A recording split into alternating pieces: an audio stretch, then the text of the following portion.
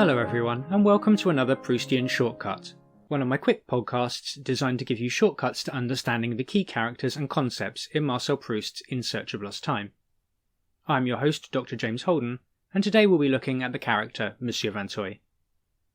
The path we'll be taking today will lead us quickly through the whole of the novel. As such, this discussion will contain spoilers for the entirety of Proust's text. If that isn't for you, I would advise that you stop the episode now and return to it another time.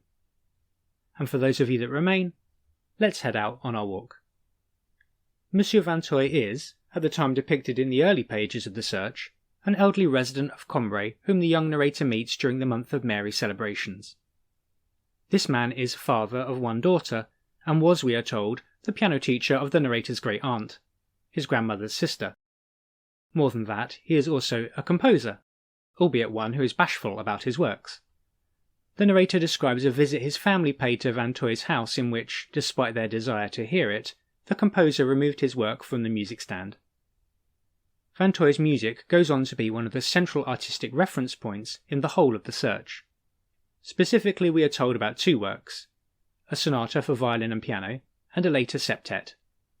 We discover that the former became the national anthem of the love between Swann and Odette. Swann hears the work in the Vinteuil salon amongst the little clan, and remembers having heard it before. We learn of the great effect it had on him, and its place in his life. The tragedy is, he cannot believe that a work of such genius could have been composed by the Vinteuil he knows near Combray, a man he considers, quote, an old fool. Of course it was. Many years later, in The Prisoner, the narrator hears Vinteuil's other great work, the as then unpublished Septet.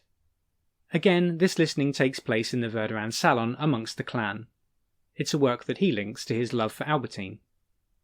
By this point, Monsieur Vinteuil himself is dead. We are told that in his last years he was saddened by his daughter's relationship with another woman. Ultimately, however, we learn that it was Mademoiselle Vinteuil's partner who came to restore the septet from the otherwise indecipherable notes the old composer had left behind. We are told that through her efforts she, quote, had the consolation of ensuring for the composer, whose last years she had darkened, a compensating immortality. To discover more of my responses to Vinteuil, check out my critical memoir, In Search of Vinteuil, Music, Literature and a Self Regained, a book that was published in 2010. Otherwise, to discover more of these quick literary shortcuts, or to join me on an ongoing walkthrough of Proust's In Search of Lost Time, subscribe to Proustian Paths wherever you get your podcasts, and follow Proustian Paths on social media. I look forward to accompanying you on your journey through Proust soon.